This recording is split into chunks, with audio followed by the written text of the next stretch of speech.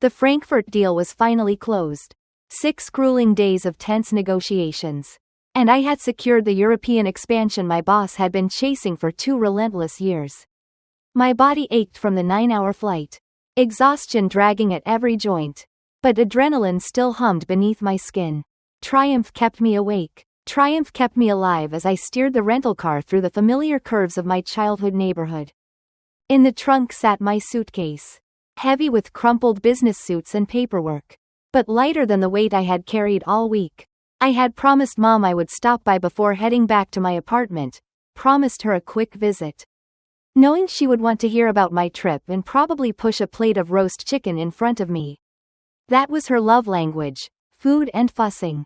The sun dipped low, painting Maple Street in amber hues.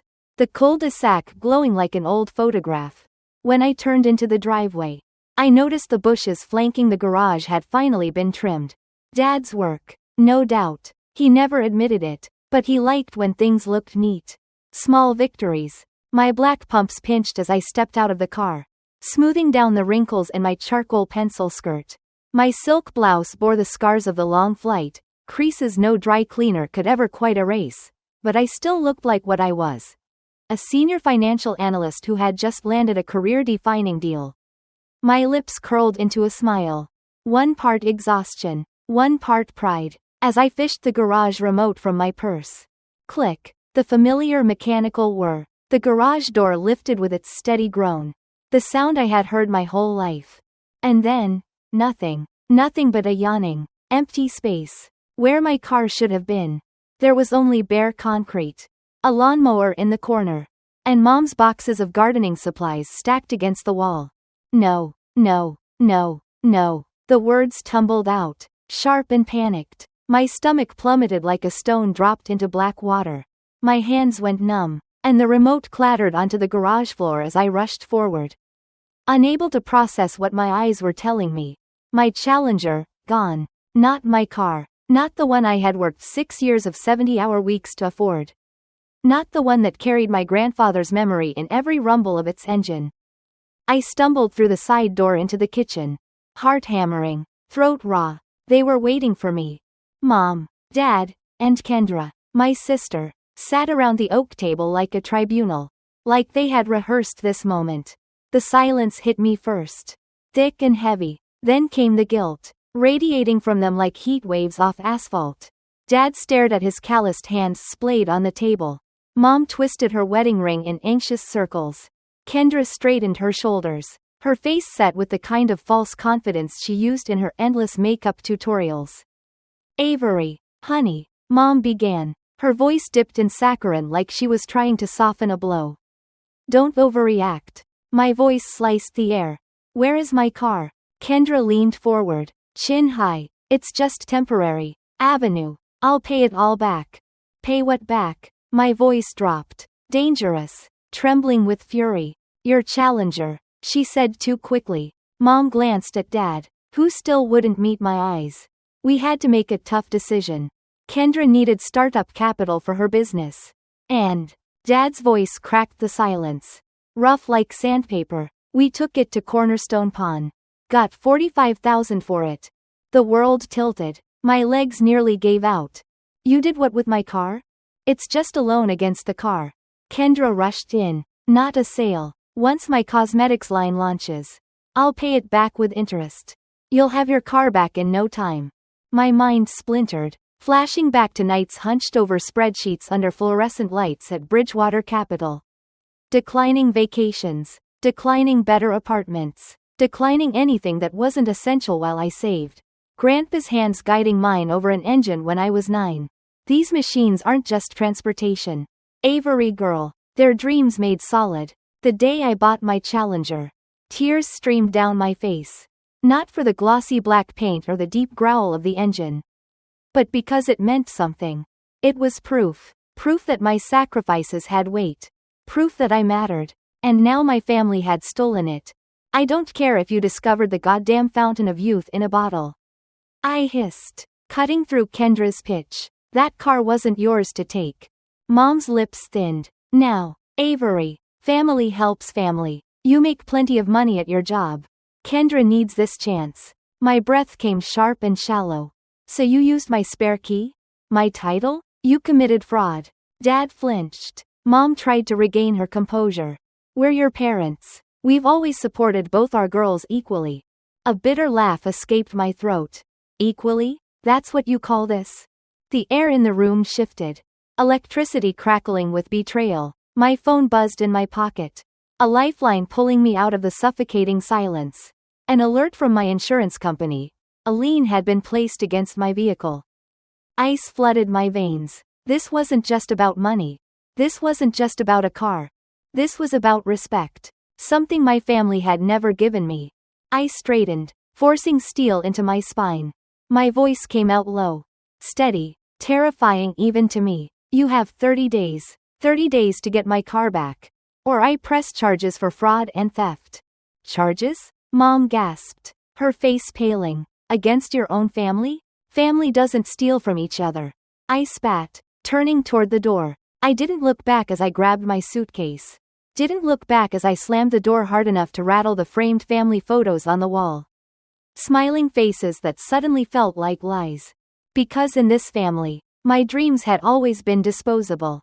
The pawn shop smelled like desperation masked by cheap pine air freshener. I straightened my blazer, trying to look like I belonged there. Trying to look like a woman in control rather than one whose entire world had just been yanked out from under her. My reflection in a dusty glass display case betrayed me. Mascara tracks I hadn't fully washed away. Shoulders drawn tight with fury and grief.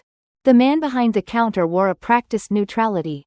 The kind of look you develop when financial catastrophes parade past your desk every single day. His name tag read Gordon. He slid paperwork across the scratched glass counter. Your vehicle was brought in 5 days ago. Loan amount. $45,000, plus our standard fees. I scanned the documents. My finance training clicking in automatically. Even though my hands shook. $3,000 in fees? That's predatory.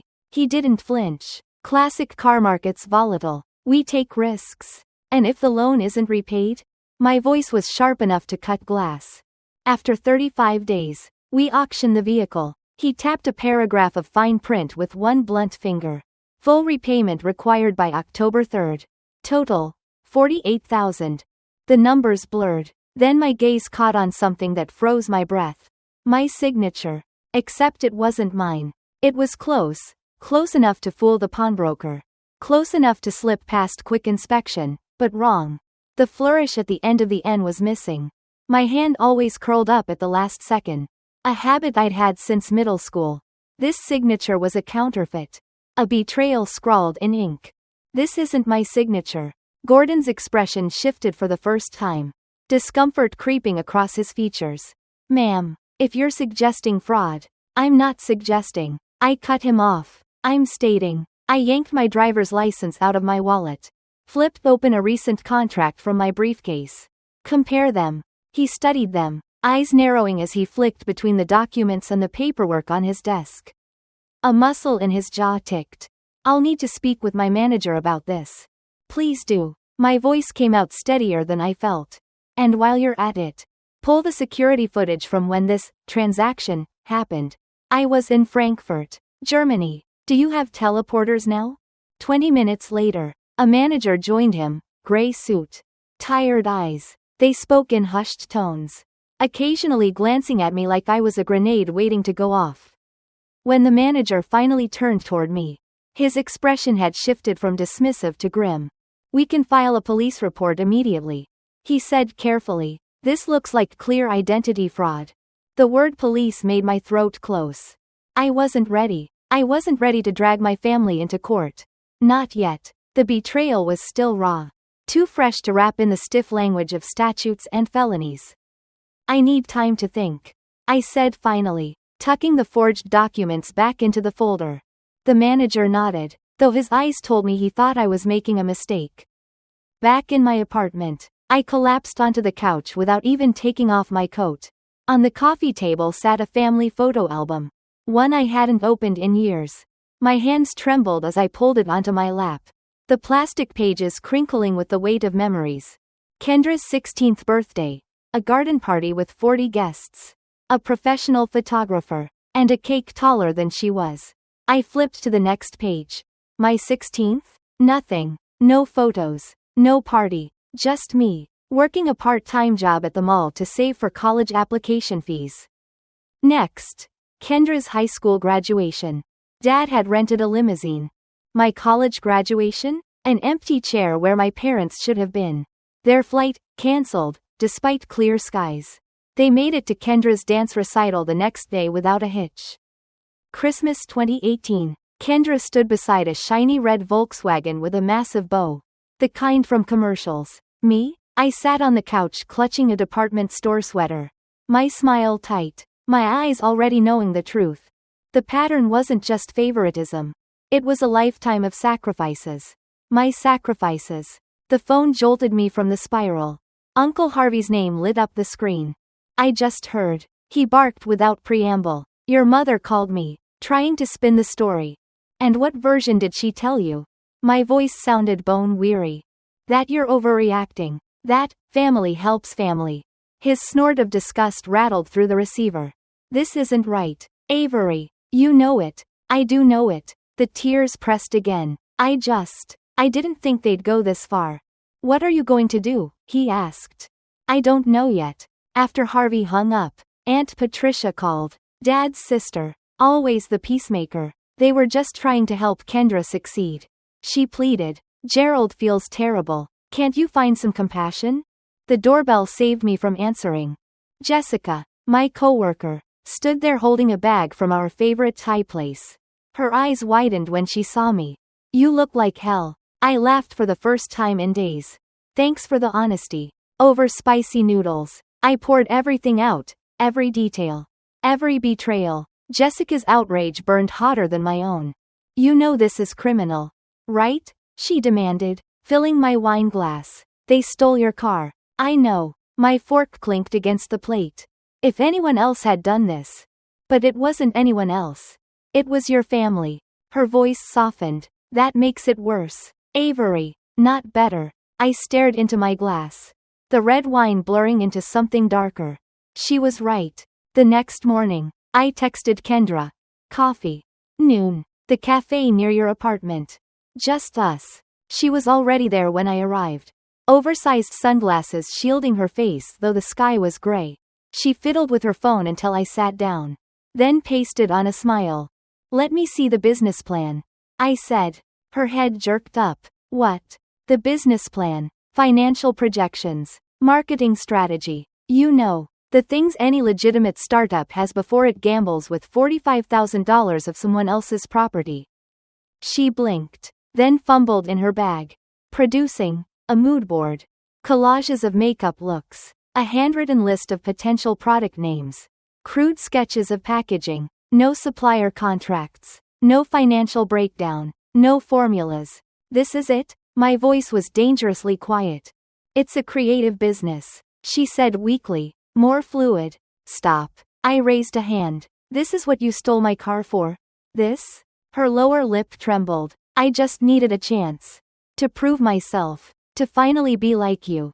I earned my chance. I snapped. I didn't steal someone else's dream to get it.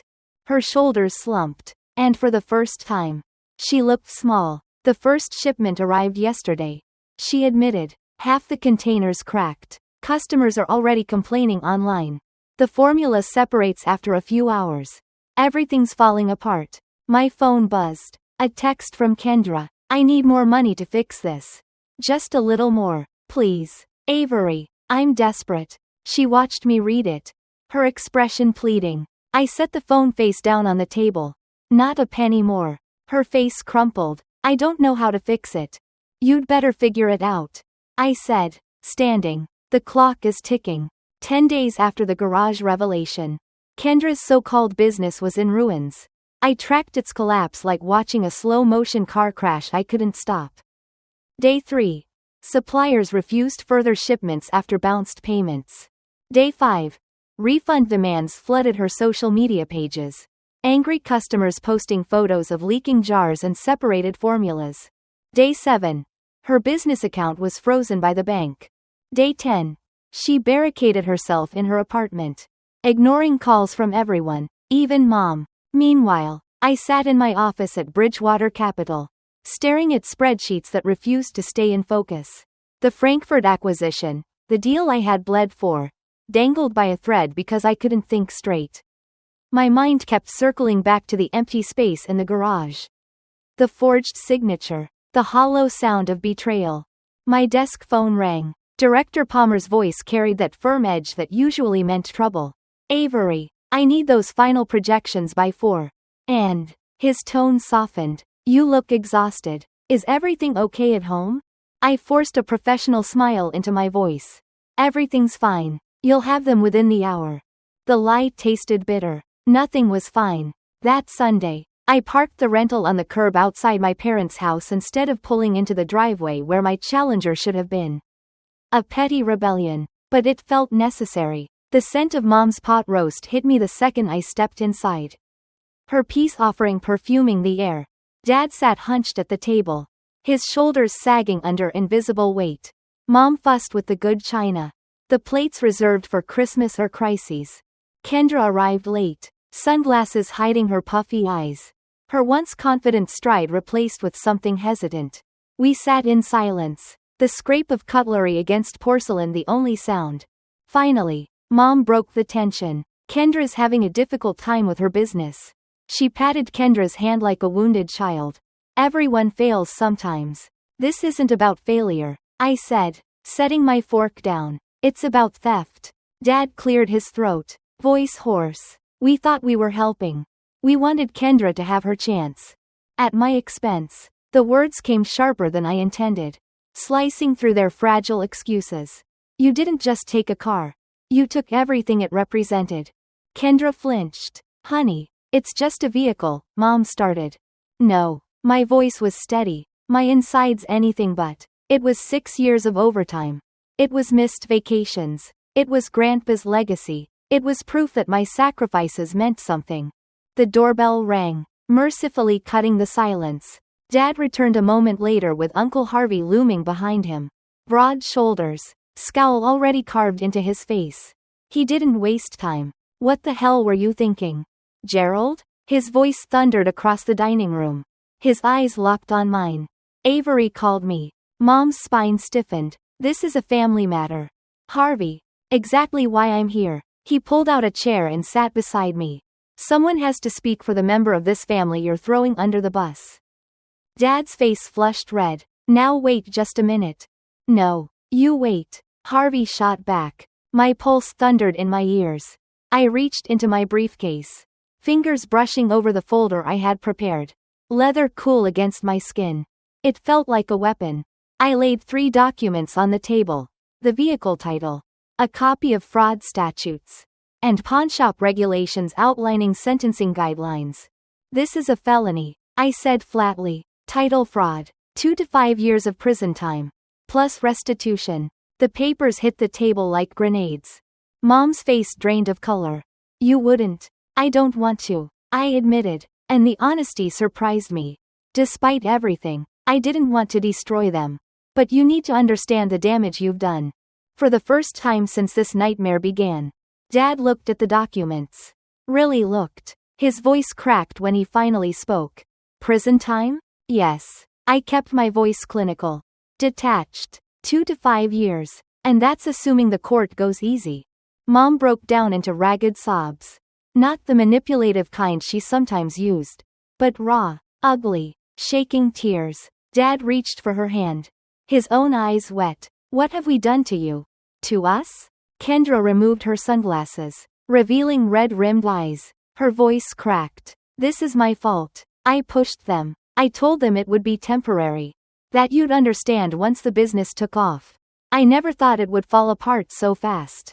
Uncle Harvey leaned forward. So what's the plan? Because that pawn shop isn't going to wait forever. 25 days. I confirmed, my voice steady. After that, they auction the car. Mom dabbed her eyes. What can we do? I pulled out a calculator and set it on the table. The irony wasn't lost on me. My family had stolen my car to fund a fantasy. And now I was the one mapping their way out of it. For the next hour, we tallied resources. Dad thought they could get a home equity line of credit for $30,000. But it would take 2 weeks. Kendra agreed to sell her BMW and drain her savings. Maybe 12,000 total. I committed 6,000 from my emergency fund, though the words burned on my tongue. Harvey sighed, then added 5,000 from his pocket. It still wasn't enough. We were 15,000 short. And the pawnshop required that amount immediately to halt the auction. Dad squared his shoulders for the first time in weeks. I'll call tomorrow. See if they'll work with us. When I left, the weight hadn't lifted, but the shape of it had changed. Betrayal still lodged deep, but now there was a path forward. Difficult, uncertain, but visible. Back in my apartment, I sat on the bed with a framed photo in my hands. Grandpa stood next to a gleaming black Challenger, his arm around 12-year-old me. His smile radiated pride. Cars are just metal and chrome. Avery girl, he used to say. It's what they represent that matters. In the silence of my apartment, I finally understood. This fight wasn't just about reclaiming a car. It was about reclaiming my respect. I dialed my parents' number. Dad answered on the first ring. I'll help, I said quietly, but things will never be the same. The silence stretched long enough to ache. Then, softly, I know, we'll make this right, I promise. I hung up without saying goodbye. Promises meant little now. Action was all that mattered. Tomorrow, the fight began. The pawnshop's deposit receipt sat on my desk. Its ink smudged where my sweaty thumb had pressed too hard. $15,000, scraped together from my emergency fund. Kendra's begrudging BMW sale, and a loan from Uncle Harvey, had bought us a little time. 30 more days before the Challenger went to auction. 30 more days to pull off the impossible. The next week became a blur of sacrifices. Kendra walked into a luxury boutique with her Hermes scarf collection draped over her arm. The silk she once flaunted now trembling in her grip. The appraiser peered over narrow glasses and pursed her lips. 8,000, for the lot. Kendra's voice cracked. These cost 15. Resale value is different, honey. Kendra's hands clenched around the silk. Then, in a voice so small I almost wouldn't have believed it came from her, done. She watched the woman write the check like she was signing away her identity. Across town, Dad shuffled into the warehouse manager's office. Arthritis grinding in his knees. Night shift, he muttered. The manager raised his brows. Gerald, you haven't worked nights in 20 years. Just temporary. Dad sank into the chair. Need the differential pay. The manager studied him, eyes narrowing. This about that car situation your brother mentioned? Dad gave a single stiff nod. Family business. Starting Monday. Then, the manager said quietly, hope it's worth it. At home, Mom wrapped Grandma's silver candlesticks in tissue paper. Her hands trembling. Those candlesticks had survived the Depression. Had witnessed 50 years of family celebrations. Into the same box went the pearl necklace Dad had given her for their 25th anniversary. The pawnbroker at Fletcher's barely glanced at the items.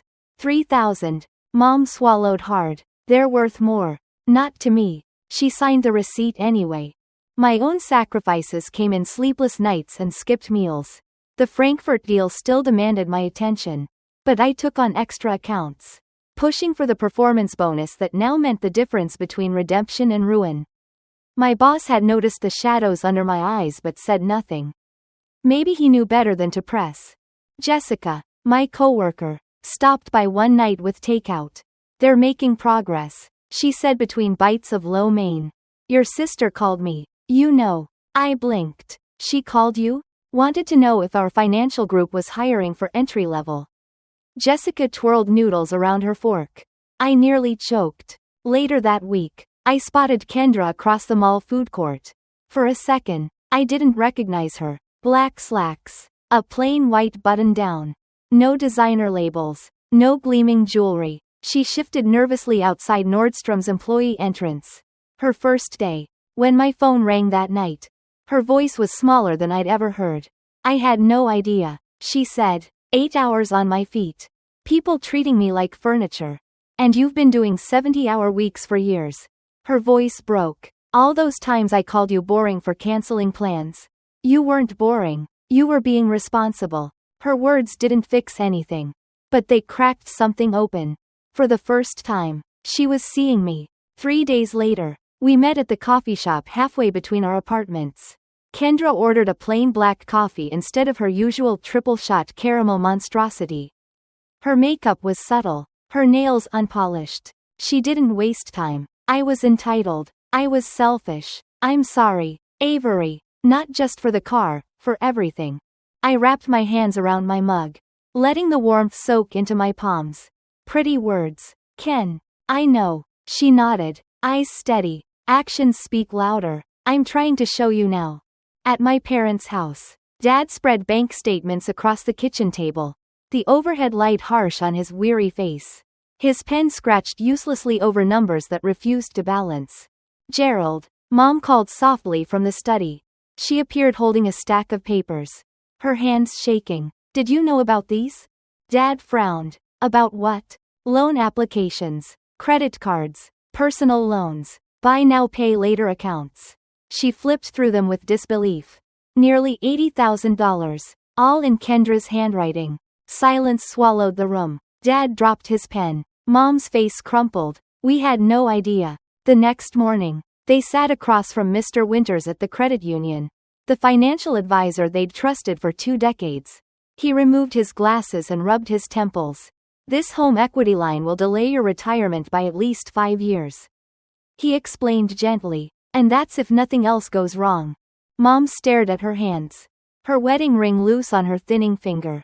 Dad's jaw tightened until I thought it might crack. That night, when I stopped by to drop off my portion of the payment, Dad met me on the porch. For once, Mom wasn't hovering with excuses. His voice was rough. We failed you, Avery, long before the car. I froze, the honesty cutting deeper than any denial. All those years, we praised Kendra's dreams while dismissing yours. You never asked for much, so we assumed you didn't need much. His calloused hands twisted together. We were wrong. The evening sky burned gold as we sat in silence on the creaking porch steps. For the first time, I believed he meant it. But belief didn't change the deadline. The HELOC approval finally came through, too late. The pawnshop called the next morning. Another buyer had offered cash for the Challenger. Business is business, the pawnbroker said coldly. First money gets the car. We scrambled. Mom sold her diamond earrings. Kendra emptied her savings account. I maxed out my emergency credit line. Still $3,000 short. Mom's voice was hollow as she stared at the kitchen table.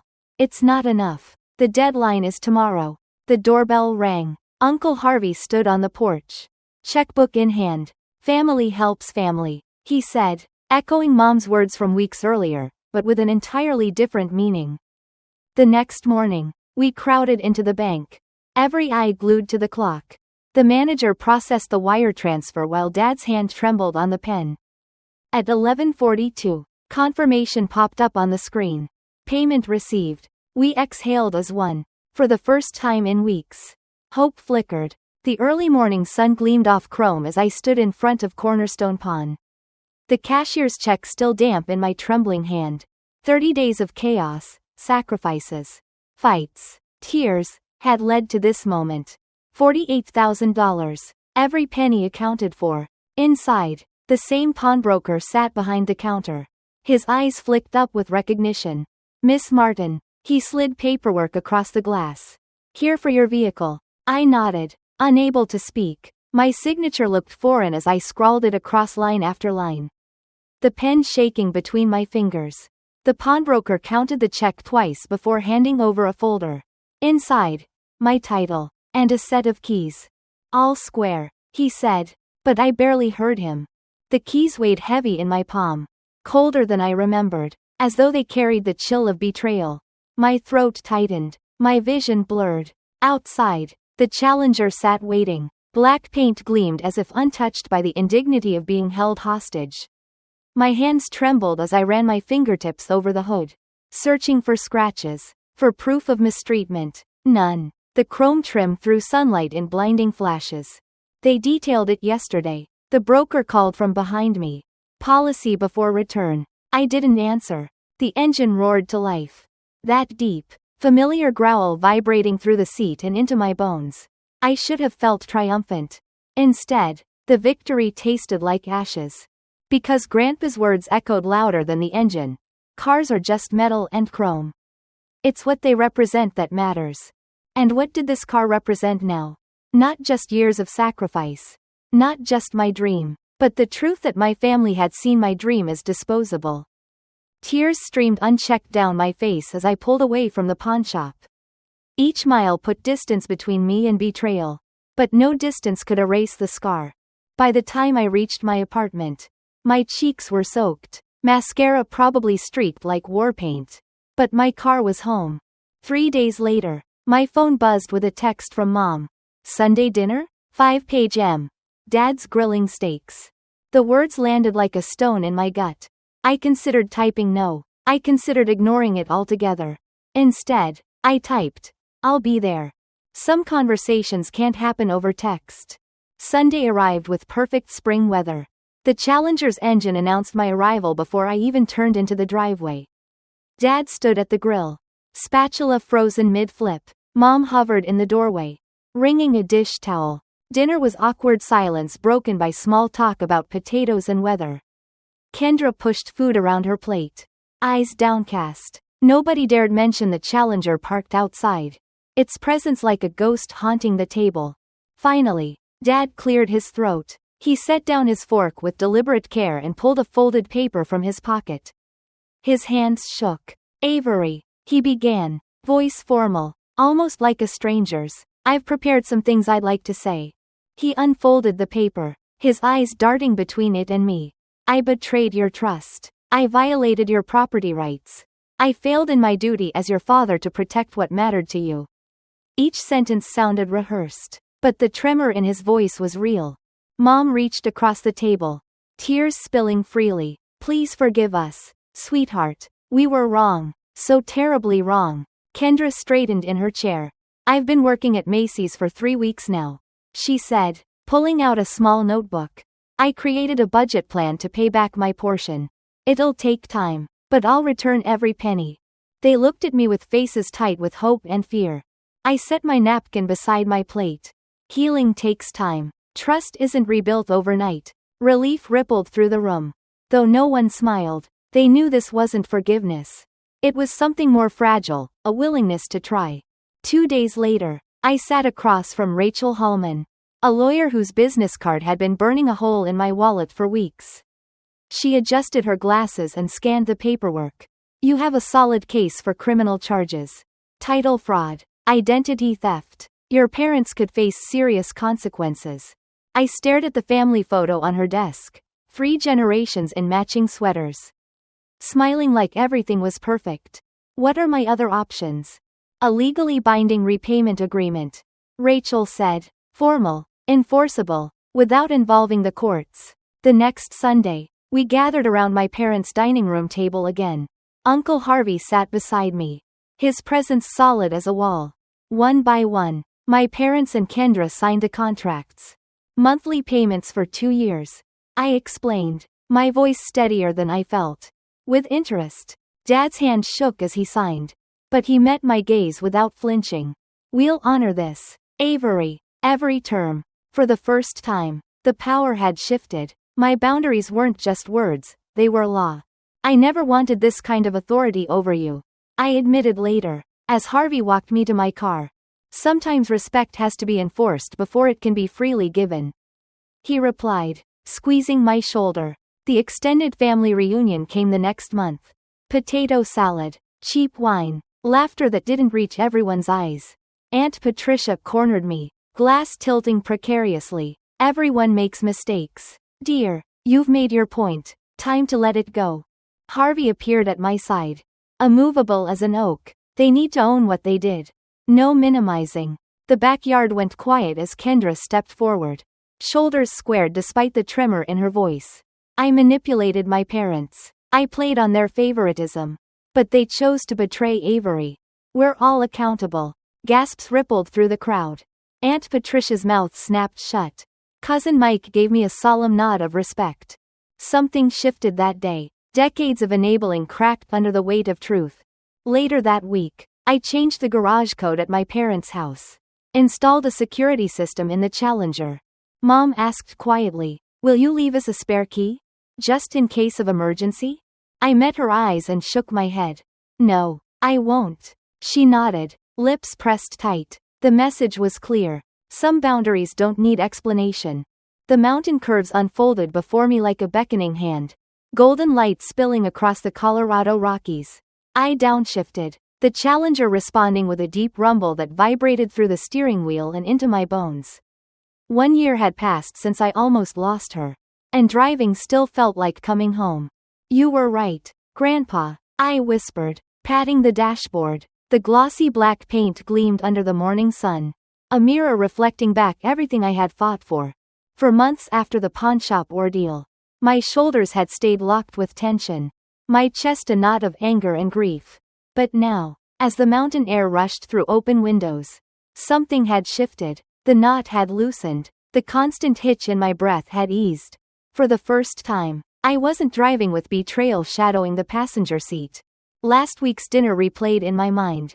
Dad had led me to the garage before I left, revealing the small addition he'd built himself, a secure, locked bay with its own alarm system. "Your car's always safe here now," he said, his voice gruff with emotion. "Only you have the code." Mom had started asking permission for things. Small things. "Would you mind if I borrowed your jacket?" But the words mattered. They acknowledged that my belongings weren't family property to be taken at will. And Kendra had surprised me most of all. Every month she sent me $300. It wasn't much against the mountain of what she owed. But the consistency mattered more than the amount. Her apartment was tiny now. Her wardrobe pared down to basics. Last month she showed me her new budget spreadsheet with the kind of pride I once reserved for closing international deals. "I'm learning what you knew all along," she admitted softly. "Earning something feels different than being handed it." The memory brought a lump to my throat. The road curved sharply, and I eased off the gas before accelerating into the turn. The engine singing in perfect harmony with the open highway. Uncle Harvey had ridden with me the weekend before, his weathered hand patting the dashboard like it was alive. "Your grandfather would be proud," he said, "not just of the car, of you." I pulled into a mountain overlook. Cutting the engine, the sudden silence rang in my ears. Below, the valley stretched forever, trees spilling into rolling hills, peaks jagged against a sky painted in morning gold. In the stillness, I remembered the day I placed fresh flowers at Grandpa's grave, propping a photo of me with the Challenger against his headstone. "I understand now," I whispered then. "Some dreams cost more than money." And that truth had reshaped me. Because my fight hadn't just been about reclaiming a car. It had been about demanding respect. It had been about teaching my family, and myself, that my dreams weren't disposable. That lesson followed me beyond family dinners and pawnshop negotiations. Every Tuesday evening, I volunteered with a finance class for young women. 20 students, most of them teenagers, some juggling part-time jobs, others navigating messy divorces through their parents. They learned what no one had taught me: how to protect what mattered. How to recognize when helping turned into enabling. How to establish boundaries before they were shattered. Last month, a girl named Melissa lingered after class. She stared at the Challenger parked outside, eyes wide. "My dad used to work on cars," she said quietly. "Before the divorce, my mom sold his tools to pay for my sister's dance lessons." I handed her the keys. "Go on. Sit in the driver's seat." Her gasp filled the air as she slid behind the wheel, fingers brushing reverently over the steering wheel. Her smile was wide and unguarded. The kind of smile that carried both pain and hope. "Dreams need protecting," I told her, echoing Grandpa's words but with new understanding. "And so do you." Melissa's eyes glistened. "Thank you." That moment mattered more than any promotion. More than any acquisition deal. Because I knew what it was to have a dream stripped away. And I knew the power of getting it back. The sun warmed my face at the overlook as I started the engine again. The Challenger's growl filled the silence. No longer hollow but alive with meaning. Boundaries had cost me the fantasy of perfect family harmony. But they had given me something better: authentic relationships built on respect. Mom no longer assumed I'd forgive her tears. Dad no longer dismissed my sacrifices as just part of being responsible. And Kendra no longer treated my achievements like shackles. It wasn't perfect. It never would be. But it was real. As the Challenger surged forward, the future stretched out before me like the perfect stretch of open highway, unbroken. Unburdened. Mine. For the first time since I was 9 years old. Watching Grandpa's hands trace the outline of an engine. I wasn't just chasing a dream. I was living it. Spring bled into summer. And for the first time in years, my life felt like it was mine to steer. The Challenger gleamed in the garage each morning when I left for work. A quiet sentinel reminding me that I had fought, bled, and refused to be erased. But the car wasn't the only thing that had changed. So had my family. Sunday dinners were still tense. But they were different. Dad spoke less. But when he did, his words carried weight. Mom fussed over side dishes. Her hands restless. But she stopped glossing over conversations when they turned uncomfortable. And Kendra, my sister who once strutted in designer heels and rolled her eyes at boring responsibility, had traded luxury for humility. She now stood behind a Macy's cosmetics counter in plain black slacks. Her smile practiced, her back aching from hours on her feet. Her paycheck was modest, but it was hers. When we met for coffee, she'd flip open her little notebook like it was a sacred text. "Look," she said one morning, sliding it across the table. "I cut my streaming subscriptions. I meal prep now. No more $14 smoothies. I can put an extra $50 toward the repayment each month." I studied her neat columns of numbers. It wasn't much, but it was steady, real, good, I said simply. And for once she didn't flinch at my bluntness. At my parents' house, the financial reckoning cut deeper. One evening I found Dad hunched at the kitchen table. Bank statements spread in front of him. The overhead light exaggerated the lines etched in his face. Each one a marker of stubborn pride and late realizations. "You know this HELOC means delaying retirement by 5 years. I said quietly. He nodded, jaw tight. "I know. I'll do the shifts. We'll make it work." For the first time, I saw not the man who had betrayed me, but a man carrying the weight of his own mistakes. Meanwhile, Mom had begun to move differently too. One afternoon she approached me, a shoebox in her hands. Inside lay heirlooms I hadn't seen since childhood, Grandma's brooch, Grandpa's cufflinks, even the delicate pearl earrings Mom wore only at anniversaries. "These were always meant for you girls," she said softly. "I can pawn them if it helps with payments." I closed the box and pushed it back into her hands. "Keep them. I don't need more reminders of sacrifice.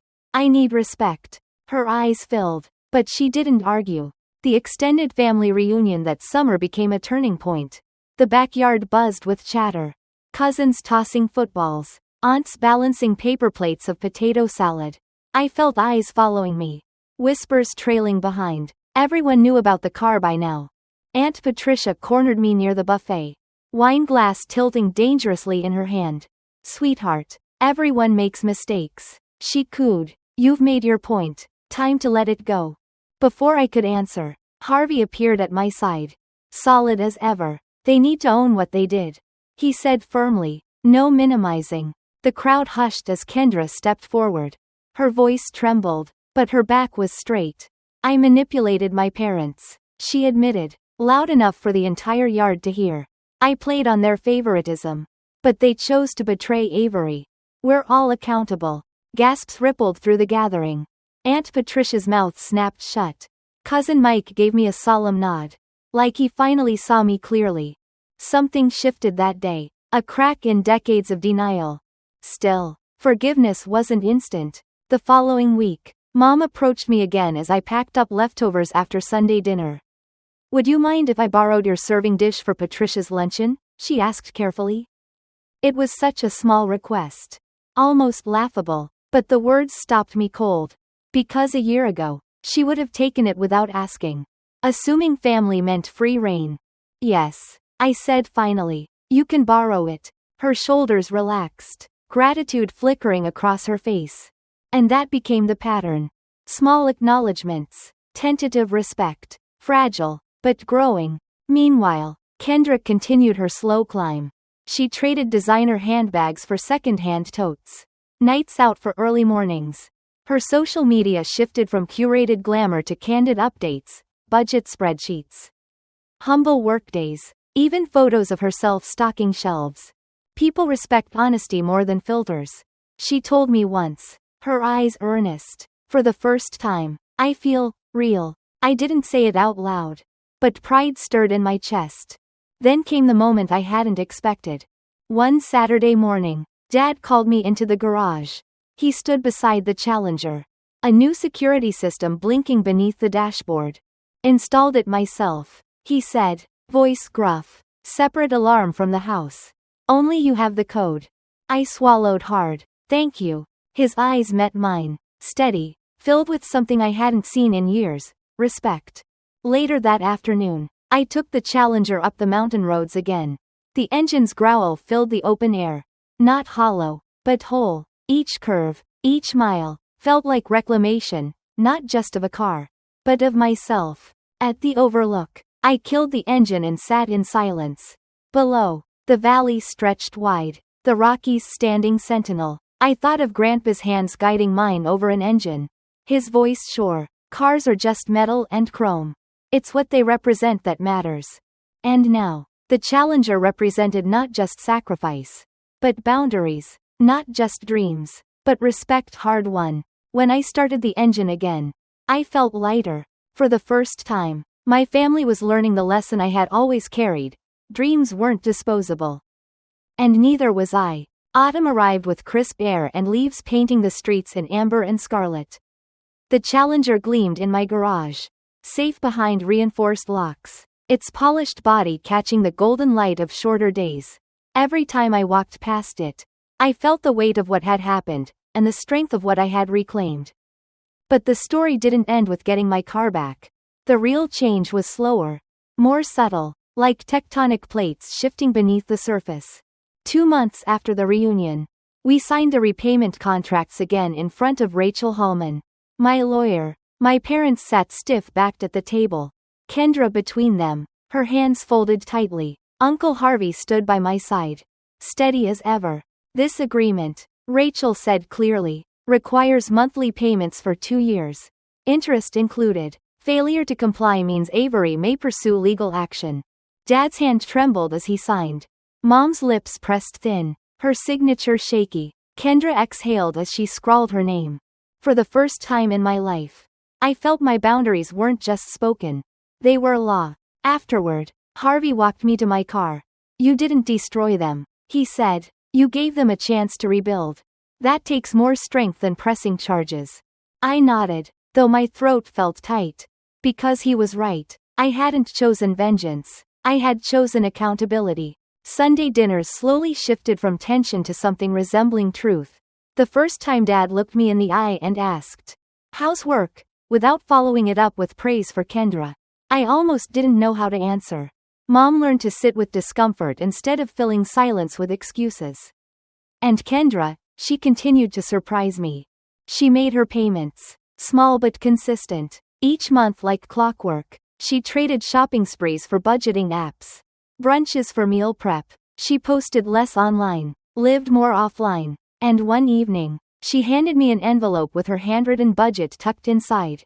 "I want you to see where the money goes," she said, "so you'll know I'm serious." I stared at the neat columns, the crossed-out luxuries, the careful tracking. For the first time, I believed her. At work, things stabilized too. The Frankfurt expansion closed successfully.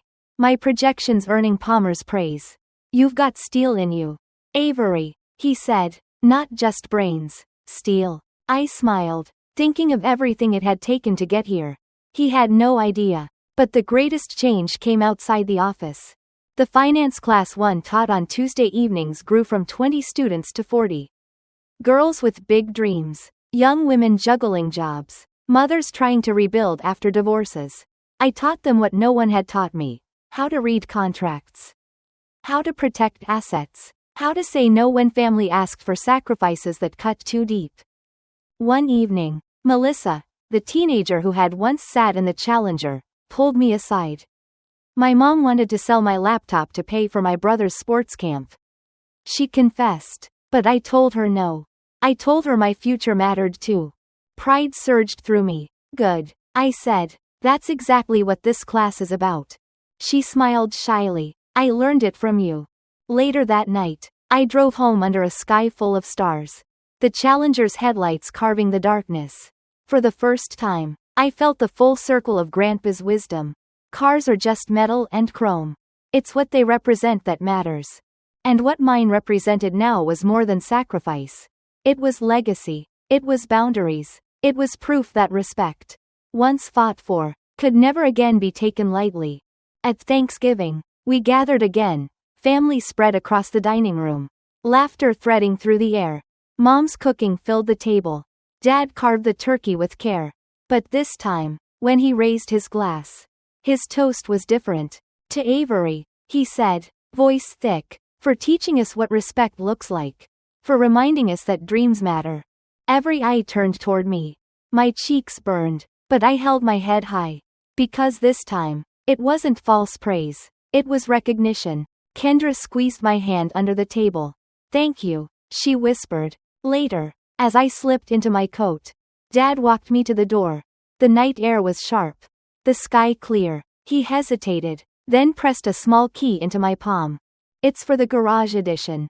He said, I built it for you. No one else. Your Challenger will always be safe here. I looked at the key. Then at him. His eyes were steady, remorse still etched in their lines. But pride shining too. Thank you, I said softly. Driving home that night, the Challenger purred beneath me. Every mile a hymn of survival and reclamation. Because the truth was this. I hadn't just reclaimed a car. I had reclaimed myself. The road stretched ahead, open and endless, possibilities gleaming like headlights in the dark. For the first time, I wasn't just surviving my family. I was living my dream, on my own terms. In my own lane, with respect hard-won and unshakable. And as the mountains rose around me, the engine's growl echoing in the night, I smiled. I was free.